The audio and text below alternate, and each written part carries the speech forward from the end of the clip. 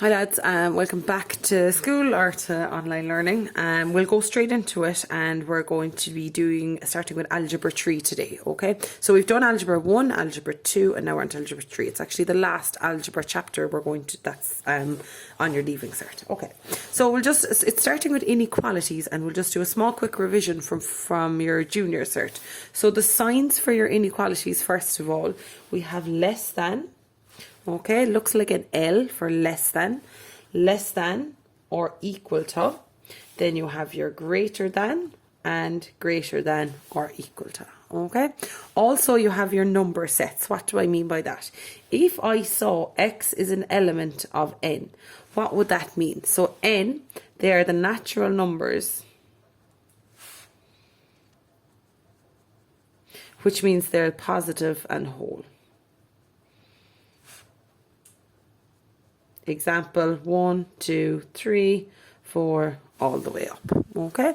The next one, if I saw X is an element of a Z, what would that be? The next ones, do you remember them from your Junior Cert? That your Z would be your integers. Okay. What are they then? They are positive or negative, and they're whole numbers as well. So 0, minus 1, 1, 2, minus 2, and so on. Okay. The next one we're going to have a look at is if you saw X as an element of a Q. They are your rational numbers. Now, rational numbers are fractions. Okay. Numbers that can be written in the form P over Q. And then you had X as an element of R, which are your real numbers. And that is all numbers. Okay, so fractions, decimals, and irrational numbers can fit in here. So pi, the square root of 2, anything like that. So you must be able to recognize those. N for natural numbers, Z is for integers, Q is for rational, and R is for reals. Okay, so also another thing that we have is change all the signs across, flip the sign in the middle. For example, you know that minus 2 is less than 5. That's definitely true. Okay, we're happy with that. What if I change all the signs across? So if I have a 2 here and a minus 5 here, is that still true? Is 2 less than minus 5? No, it's not. So I changed all the signs across, flip the sign in the middle, and 2 is bigger than minus 5. That's true, so I'm happy with that. Okay, so let's just go through an easy example here. Solve and plot the solution of the following. So I have 3x plus 7 is greater than or equal to x plus 2, and x is an element of z. So my answer is going to be an integer. So x is on one side, numbers on the other. 3x minus x is greater than 2 minus 7.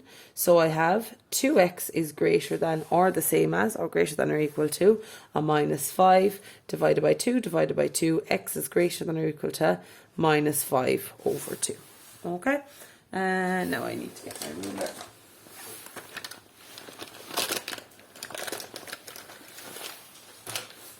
And I'm going to plot this. So x is bigger than or the same as minus 5 over 2, which is also minus 2.5. Okay, now it has to be a whole number though. It can't be equal to a fraction. So drawing my line, my number line, and marking off equal spaces here.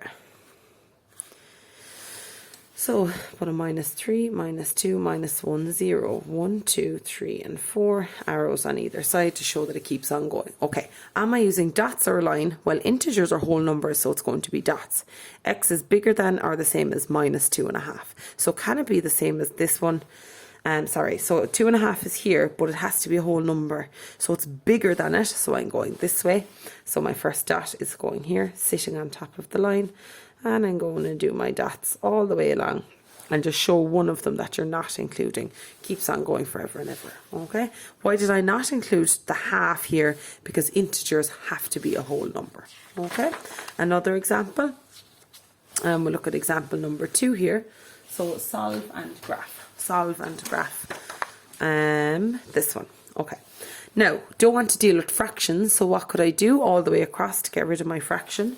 Multiply across. Now, what would you choose to multiply across by? what would get rid of both of those on both sides? If I multiply by a 3, well, that would become a half, so that wouldn't do me. So multiply both sides by 6.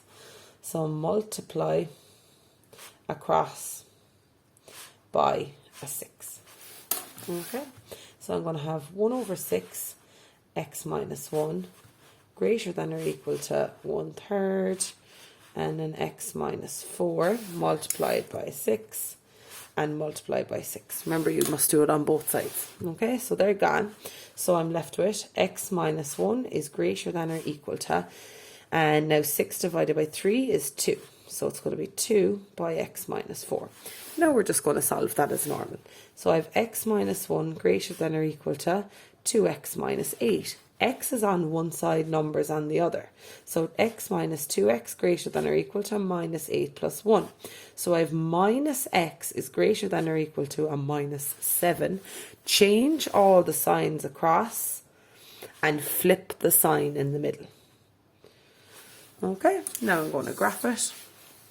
Again, taking my ruler, marking off equal spaces each centimetre. Do not draw this without a ruler, please. Now, x is less than or equal to 7. So I'm going to put here, say, we'll put 8, 7, 6, 5, 4, 3. Keep on going. So, sorry, that should be an arrow. So it can be equal to 7. Now, real numbers, remember, real numbers are all of the numbers. So it's not just the whole numbers, it's all the fractions and decimals that are in between them as well. So I if I could put loads and loads of dots, but sure, there's an infinite amount of numbers. So the way I represent it, it's going to be with a line. Am I including 7? So I'm drawing a circle at 7. If it could be equal to it, you are shading that circle in. Then I'm taking my ruler, and I'm getting less than, so I'm going down this direction, and you're shading in everything, all of these numbers here. Okay, when would I leave that circle empty? If it was strictly less than 7, if there was no equal sign underneath it here. One more example for today. Solve and graph. So this is a compound inequality. Okay, so this is a compound inequality. So solve and graph this. Now, the way I'm going to do these, you did them in junior cert by splitting them down here, but I'm going to show you a bit of a different way now. You're more than welcome to split them and solve it twice. But a way that I'm going to do it is by just keeping it in the same form, minus 9 less than 3 minus 4x less than or equal to 1, and x is an element of r. So again, is that going to be dots or a line? That's going to be a line, same as the one above here. Okay, so I'm going to want to get, my mission is to get x alone here. Now, what's stopping it from being alone? This 3. So what must I do to all of these terms here? Minus a 3 off all of them. So I'm going to do minus 3, minus 3, minus 3. So what does that give me? That gives me minus 12 is less than, they're gone, minus 4x less than or equal to minus 2. Okay, so I'm almost have it by itself now. Now, what will I divide everything by? I can divide everything. Now, I'm just going to keep the minus separately. So divide everything by 4, divided by 4, divided by 4, divided by 4. And I have minus 3 less than minus x less than or equal to minus a half. Now, change all the signs across, but then you must flip both of these as well. Okay, so I'm going to have a 3 is less than, sorry, common mistake made there. That's flipping the sign, so that becomes greater than.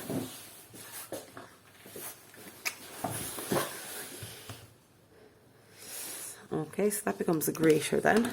I have my x here greater than or equal to a half. Okay, so that sign is going to be greater than this way.